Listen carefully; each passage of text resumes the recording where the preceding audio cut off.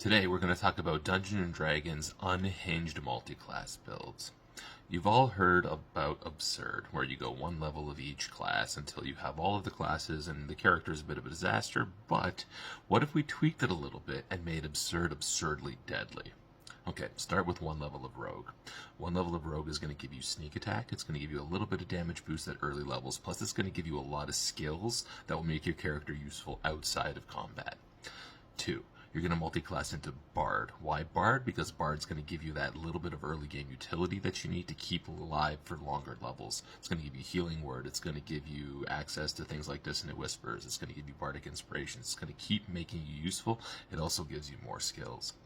Then, for the early game, we're going to take 2 levels of Druid, and we're going to take Circle of Stars. This will give you even more bonus action options and more bonus action spells. It'll let you use your Starry Form Archer to stay alive in the early game and deal damage, and use your Chalice to heal your allies and be that team player in combat to kind of get you through those early levels.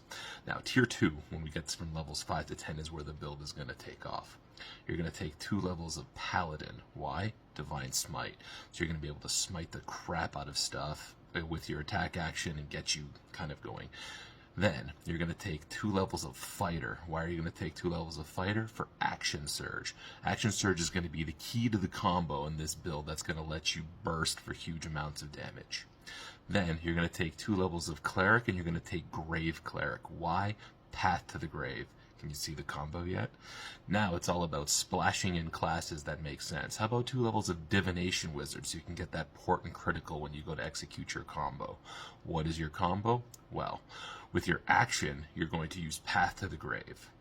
You're going to use Path to the Grave to get that big kind of vulnerability boost to that enemy with your Cleric subclass that you took earlier. Then you're going to Action Surge, and then you're going to use your 20 Portent that you gave yourself to hit a critical hit, Divine Smite, with vulnerability.